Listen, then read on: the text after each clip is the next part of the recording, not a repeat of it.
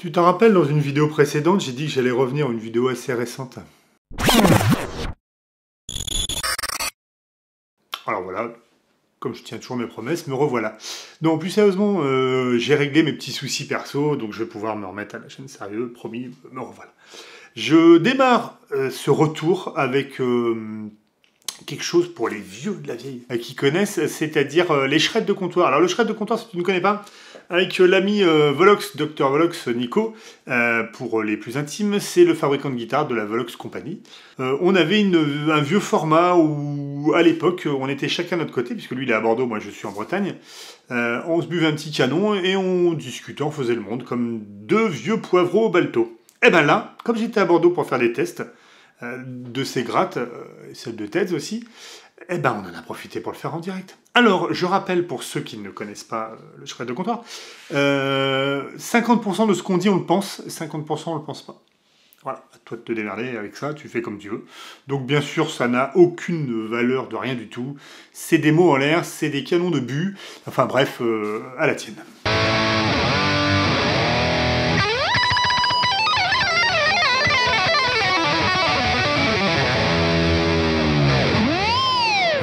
Bon, faut une guitare et des cheveux longs pour être servi dans ce rad. Salut! Salut! Ça faisait longtemps qu'on s'était pas vu, hein? Ah bah, ça fait un petit moment, hein. Ouais, bah, il était temps de s'y remettre, n'est-ce pas, hein? Surtout qu'on a un vrai comptoir. Voilà, un vrai shred de comptoir avec un vrai comptoir dans les locaux de la Dr Volox Company. Il fallait un petit peu en profiter, c'était l'occasion. Et ça fait plaisir. Ouais. Ouais, parce qu'on va le dire, on a fait une petite série de tests. Oui. Bah, peut-être que quand ce shred sera diffusé, on aura peut-être déjà les tests en ligne d'ailleurs. Peut-être, hein. ouais. Parce que c'est pas le tout de tourner, après il faut le monter, tout ça. Hein, et regardez les gars, derrière, là, elles sont là, il y en a qui peut voir un peu. Tiens, ça peut spoil un peu. Lui, hop, je vais le mettre là, parce que là il est en train de... Il focus ailleurs. Il est en train de focuser sur le four. Filme-moi, toi. Ouais. Ok, bon, donc voilà, hein, excusez-nous, c'était les petits... fallait un petit peu régler la technique, n'est-ce pas hein, on fait un multicam, c'est pas tous les jours. Ça fait sérieux quand même. Et ouais. Bah, le Dr Company, quoi. Bah oui, et là on est sur un level, voilà, multicam, tout ça, vous voyez pas encore l'équipe technique qu'il y a derrière. Ouais. Merci, voilà, Jean-Michel. non, Pat Le Guen. Alors, bon, bah bref de comptoir, shred de comptoir, bah, on est à un comptoir. Donc, bah, le débat aujourd'hui, Fender ou Gibson. Chivas ou Jack Daniels. Ou Jack Daniels, voilà. Et ben moi, je te propose de commencer par une petite... Seulement, le tout venant a été piraté par les mômes. Qu'est-ce qu'on fait? On se risque sur le bizarre. Par une petite chartreuse. Ah bah moi je dis pas non, parce que bon, tu sais que j'ai jamais goûté ce truc-là. Bah voilà. Attends, je sens déjà. Ah oui. Je sais pas si j'ai envie de goûter. C'est quoi ton truc, putain? Ah bah tu vas voir, okay. Bah, la couleur déjà aussi te... Ah, on dirait une analyse d'urine. Oh merde!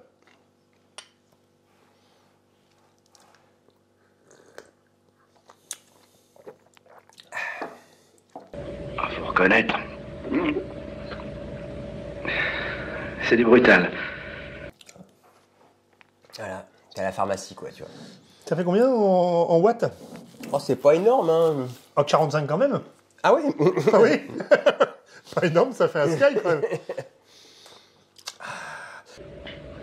J'ai connu une polonaise qu'on prenait au petit déjeuner.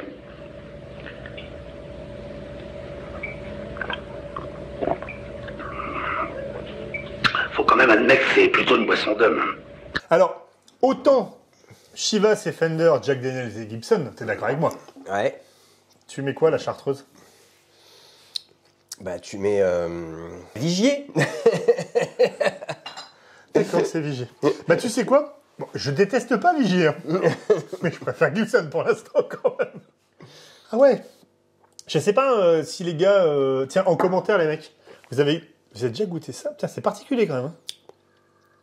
Alors attends, ça c'est en plus, c'est de la chartreuse. En fait, c'est un de mes patients qui est venu faire un stage, qui est de là-bas. C'est d'où? Et bah, c'est de... C'est vers l'est, c'est un peu, non? Ouais, c'est vers Grenoble, tout ça, quoi. Ouais, c'est ça, ouais. Et c'est la cuvée des meilleurs ouvriers de France. Ouais, donc c'est de la chartreuse plus. Ouais, c'est Vigé. C'est Vigé. C'est Vigé. C'est pas... Ah, t'as déjà fini, toi? Ouais. Et alors maintenant... Ah. Donc, si maintenant, là, tu as fait Vigier. Maintenant, tu vas faire Volox, tu vois. C'est un peu plus brut de décoffrage. Parce que ça vient d'où? Ça vient de Normandie. Voilà. Mais c'est pas dégueulasse, la chartreuse. Mais par contre, tu m'en donneras pas, quoi. Ah là, un petit Calvados hors Pas d'âge. trop, pas tu, putain. Oui, c'est vraiment pour goûter. T'as les mecs, on joue vrai, hein, putain. Là, on joue pas à la flotte. Ouh. Ah. Tu sais pas ce qui me rappelle? Cette espèce de drôlerie qu'on buvait dans une petite tôle de biennois. Ça sent la pomme, là. Voilà, ça sent la pomme. Il n'y a pas de sucre rajouté, là. C'est bien sec, ça. Ah oui. Ah oui.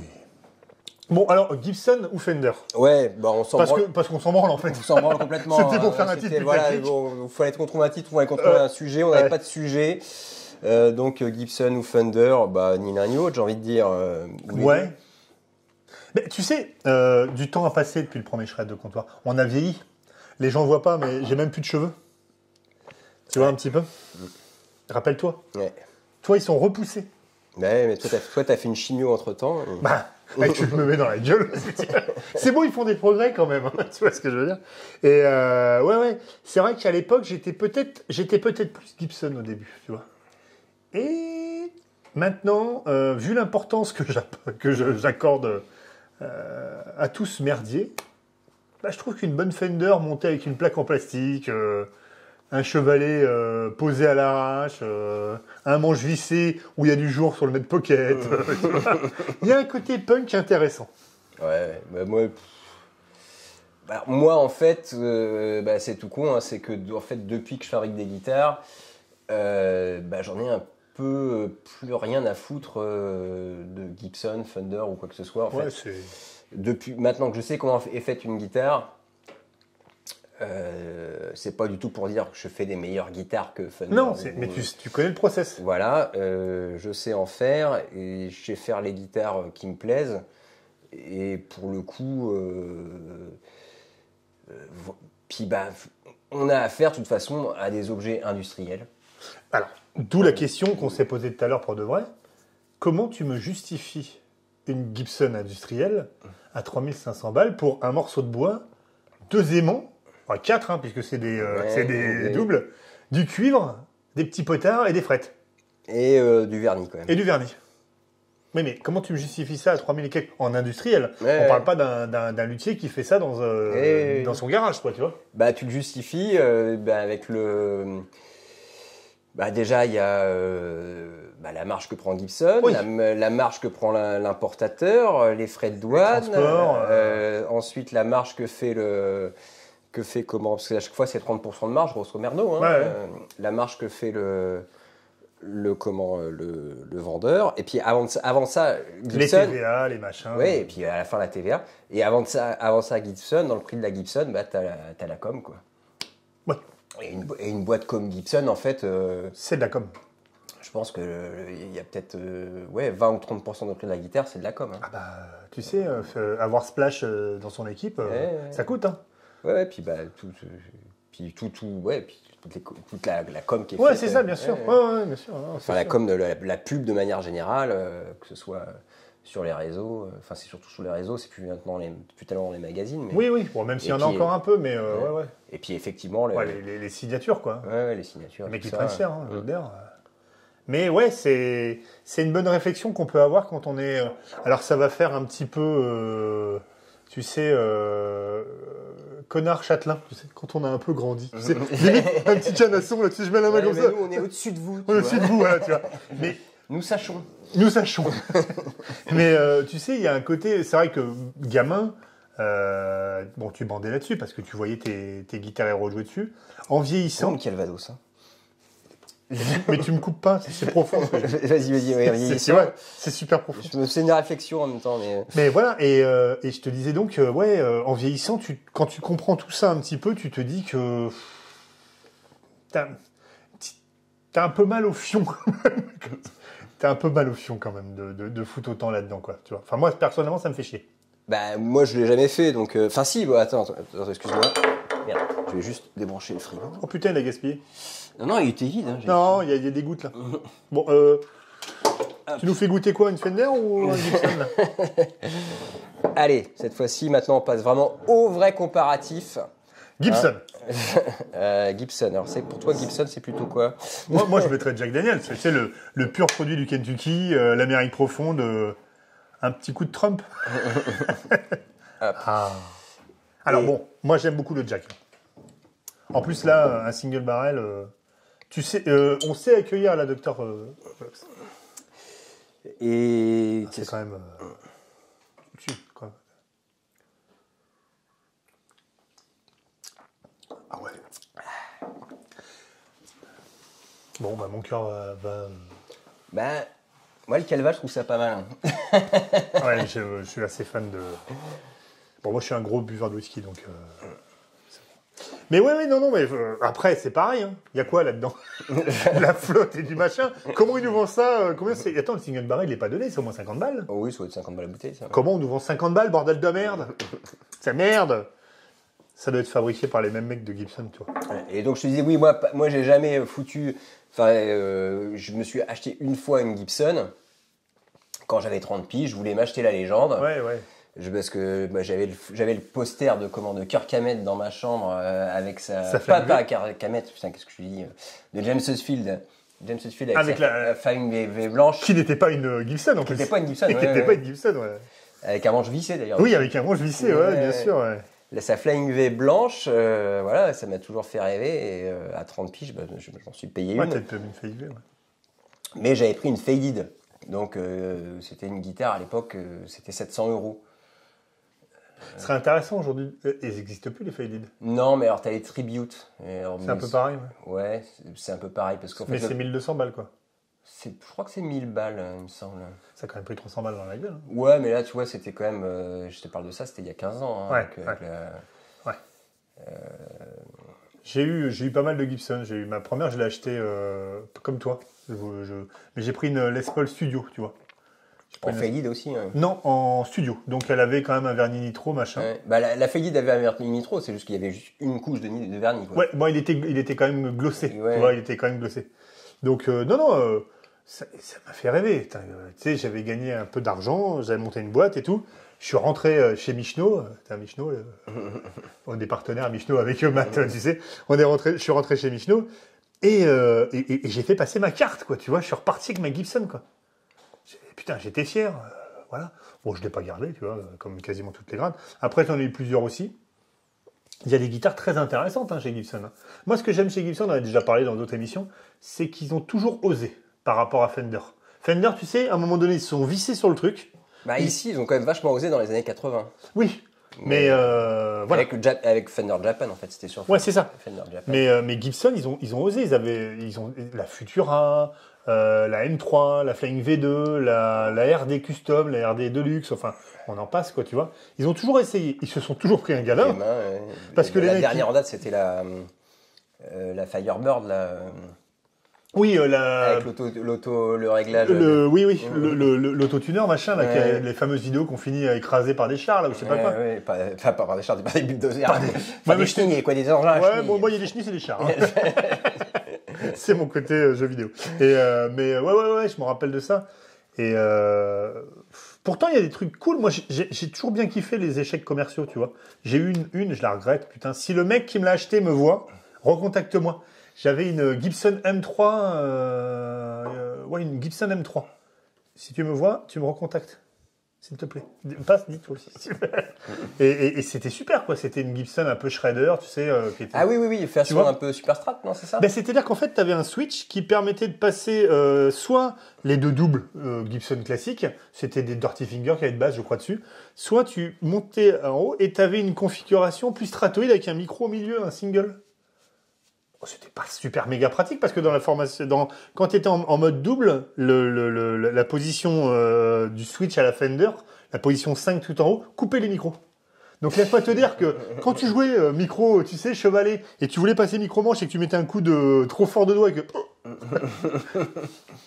ça pouvait embellir ton solo, quoi. Tu vois. Pense que Kirk Hammett aurait dû avoir cette guitare-là, ça aurait pu lui faire des solos bien quand il coupe le volume. Tu vois. Mais non, il y a toujours eu des belles Gibson, mais bon, après, les gens veulent de la SG ou de la... Ouais. Bah, de toute façon... Oui, les gens veulent de la SG, mais de la SG rouge ou noire. Mortel, ça. Mais c'est énorme. J'ai vu des commentaires, je sais plus où, les mecs, pour moi, une SG, c'est chéri ou noir. Ouais. Alors que j'ai une SV à côté, là, qui est derrière... Ce coloris-là, je ne l'ai pas inventé en fait. Hein. C'est un coloris qui a vraiment existé chez Gibson, qui a vraiment été fait. Ils ont vraiment fait une SG. Oui, mais ça me dit quelque chose, effectivement. Ouais. Non, c'est rouge. Mais pourquoi c'est rouge ou noir? Parce que la rouge, c'est Angus. Et la noire, c'est Black Sabbath. Ouais. Non, mais tu sais, c'est les mecs. Et encore, la Black Sabbath, sa première, à Tommy Iommi, c'est une rouge. Et après, la noire qu'il a eue... Il a eu une blanche aussi, les Ivory, là, tu sais. Ouais, mais en fait, toutes les SG qu'il a eu après la rouge, c'était pas des SG, en fait. C'était un luthier anglais qui lui fabriquait. Oui, bien sûr. Il faisait des copies des SG. Oui, bien sûr. Mais voilà, et les mecs veulent ces couleurs parce que c'est ces mecs-là, en fait. Parce que Angus, il a toujours eu quoi? Si, je crois qu'il a eu une blanche avant aussi, Angus. Non, il n'y a pas une blanche. Il y a eu une noire, ça c'est sûr. Je suis sûr, oui. Il y a eu la Cherry, quoi, comme d'hab. Ouais, mais... Si, l'Explorer, un peu, grâce à Hetfield. Pas grâce à Hetfield, mais oui. C'est quand même, de toute façon, quand on aime un peu le métal, forcément, on préfère un peu Gibson de par l'Explorer et la Flying V, hein, tout simplement. Hein. Oui. Et puis les humbuckers, voilà. Même si, ce qui est très drôle, c'est que un des groupes les plus... pas brutal, mais... je vais faire plaisir à les mecs, mais un groupe qui pousse très fort, c'est Slipknot, là. Oui, je le prononce bien, j'arrive jamais à bien. Ouais. Et il y a eu les Fender qui ont signé les... Comment qu'ils s'appelaient Jim Root. Oui, les Jim Root. J'ai fait une réplique de Jim Root. De Jim Root, celle qui est Soundblast. Il y en a genre qu'une ou deux. Hein. Il en a eu une pour lui, ça n'a pas été vendu en fait. D'accord. Et c'est quoi? C'est basé sur quoi? C'est basé sur un corps de quoi? C'est les Jim Root, c'est une... Comment ça s'appelle? Corps de Strat? Non, de Jazzmaster? De Jazzmaster, mais sandblasté avec du rouge et du noir, tu vois. D'accord, ok. Bon, aujourd'hui, il y a plein de trucs maintenant. Il y a plein de Fender maintenant où tu peux faire du métal avec. Oui. Puis, de toute façon, tu vois quand même alors, on aime ou on n'aime pas Maiden, mais la marque de fabrique de Maiden, c'est que c'est quand même que des strats, quoi. Ouais, avec des micros simples doubles, format double. Oui. Non, des doubles. Hein. Oui, Non, c'est vraiment. C'était pas des. Non, c'était des doubles. Ok. Ouais. Et donc, il y en a deux qui ont des strats, et puis un autre qui a des stratoïdes de chez Jackson. Ou Jackson Charvel, oui, c'est Yannick. Non, c'est Adrian Smith. Adrian Smith, ouais, qui est avec une Jackson. Ouais, c'est ça. Mais c'est une strat. Et puis, oui, c'est Jackson, ça appartient. Mais il y a eu, tu te rappelles, dans les années 80, tous les groupes un peu de glam ont tourné autour de la strat un peu Charvel Fender. Richie Sambora, c'est une Fender, la Richie Sambora. Donc Bon Jovi. Je crois que tu sais, tous les groupes de glam un peu là, style Poison, tiens, Warren de Martini, ça doit être une Charvel, je crois, tu vois, donc... Ouais, c'est trop pointu pour moi. Ouais, c'est les groupes, c'est les groupes de mecs avec des... Non, mais je vois bien les groupes, mais je vois plus quelle guitare ils jouent.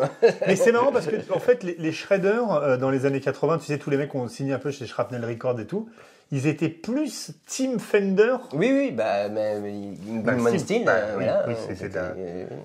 Et puis, et puis notre cher VH... C'était les cordes de la Frankenstein, c'est un corps de strat, ouais, c'est ça. C'est une strat. Hein. Enfin, c'est une strat, c'est une Partcaster. Ouais, oui. Ouais. Mais c'est une strat, ouais. Mais c'est une strat, ouais. Donc, effectivement, c'est là où Fender et Balez, ils reviennent dans les années 80 avec les shredders un peu, quoi, tu vois. Après, il y a eu Ibanez qui a pris le dessus au bout d'un moment, parce qu'eux, ils ont été très malins de signer des mecs comme Weiss, Satriani, Paul Gilbert et compagnie, tu vois. Puis ils ont poussé la strat avec la super strat en fait. Et ça fait ma grade préférée. Merde, j'ai tapé le micro. Ça fait ma grade préférée, la forme RG. RG et GM. Ouais, c'est ça, la JEM, la RG. Moi, j'aime bien cette forme-là. Je trouve que c'est un très bon équilibre. À mon goût, hein, tu vois. Après, c'est toujours une histoire de goût, tu vois. Moi, je suis pas très fan des strats de manière générale. Oui, et c'est pour ça que Ibanez, le fait d'avoir un peu poussé, effilé, machin. Oui, mais ça reste, c'est une super strat, quoi. Ouais, c'est une super strat. C'est la première super strat, d'ailleurs. La JUM. La JUM. Ouais, j'aime bien, moi. La première super strat qui on pourrait dire que la première super strat, c'est la Frankenstein, la Frankenstrat. Oui, où il faut les premiers protos de Floyd. Voilà, mais bon, mais vraiment la première super strat où on s'éloigne un peu du design de la strat, on pousse un parce design. que Jackson, c'était quand même fortement copié, quoi, les Jackson, quoi, tu vois, donc... Ouais, c'est vrai que... Ouais. Mais je sais pas, je crois avoir, dans mes souvenirs, tu sais, j'avais fait tu connais Satriani, là, il y a 4 ans au début de ma chaîne, et je crois que dans les années 80, il y avait déjà... comment que ça s'appelle, Ibanez qui avait sorti des sortes de strats un peu comme... tu sais, un peu délire, un peu comme les sabres. Oui, non, je connais pas. Je suis pas aussi pointu que toi sur l'histoire. Je suis assez pointu sur vraiment la vieille histoire, entre guillemets, de la guitare électrique, c'est-à-dire vraiment les tout débuts. Ouais. Mais après, c'est vrai que sur les années 80, je suis pas très pointu. C'était pas glam? Si, j'adore le glam. Hein. Non, mais je veux dire, je m'intéresse plus au groupe que aux guitares qui jouaient, quoi. Ouais. C'est vrai que voilà, j'ai une bonne culture vraiment sur les tout débuts de la guitare électrique, années 50. Tu devrais appuyer sur ma gueule, il me cadre plus. Et comme je suis égocentrique, j'ai besoin de ça. Et donc j'ai une culture correcte sur vraiment les débuts de la guitare électrique. Sur on va dire des années 40, même un peu avant, jusqu'aux années 60, quoi. Mais après, c'est vrai que je suis moins calé, quoi. Après, avec le temps, je reconnais, et c'est marrant parce que tu sais, parfois, tu penses que tu préfères ça, et puis tu regardes ce que tu as eu comme gratte. Enfin, moi, ça fait maintenant 30 ans que je fais de la gratte, et en fait, moi, je pense que je reste un Ibanez, un pro Ibanez, quoi, pour le coup, tu vois. C'est vrai que moi, ma première guitare, c'est une Ibanez, une Blazer série. Excellent, j'adore. Et c'est une super guitare. Hein. Ouais, et en fait, moi, je me rends compte avec le temps que Ibanez correspond un peu à ma manière de voir la gratte, c'est-à-dire que Ibanez, la plupart du temps, c'est corps en tilleul. Ils ont fait d'autres trucs, c'est pas du tilleul. Ils en ont un peu rien à branler des essences, en vrai, on va se dire. Ils vont te foutre une touche en... J'ai vendu là récemment, tu sais, une 8 cordes Meshuggah. La même série, hein, c'est la M60M, je sais plus laquelle. J'ai regardé parce que le mec qui me l'a acheté, il m'a fait remarquer. Ils ont sorti de 2014 à 2000 machin touches en palissandre. Après, pendant 3 ans, ils ont fait des touches en jajoba. Ça dit je me gourre pas le nom. Ça dit quelque chose. Oui, c'est quelque chose. Voilà. Et après, ils sont revenus en palissandre. Oui, je pense qu'ils en ont rien à foutre en fait. Selon ce qui rentre en fait, quoi, tu vois. Et ça n'a pas changé forcément le prix, les specs, les machins. Donc j'aime bien pour ça Ibanez, si tu veux, c'est pas les mecs qui te disent... Fender, là. Ouais, attends, mais tu vas trop vite. Mais après, moi, comme je disais, hein, voilà, c'est vrai que à partir du moment où tu fabriques des guitares, t'en as un petit peu rien à foutre. Alors c'est vrai que, de toute façon, hein, c'est Fender, Gibson, c'est la légende, mais c'est... je veux dire, moi, ça me fait pas rêver d'avoir une guitare qui vaut 20 000 euros. Non. Ça me fera pas... toi, ça fait 30 ans que tu joues de la guitare. Moi, ça fait 30 ans que je voudrais jouer de la guitare. Donc, j'en ai un peu rien à foutre d'avoir une guitare,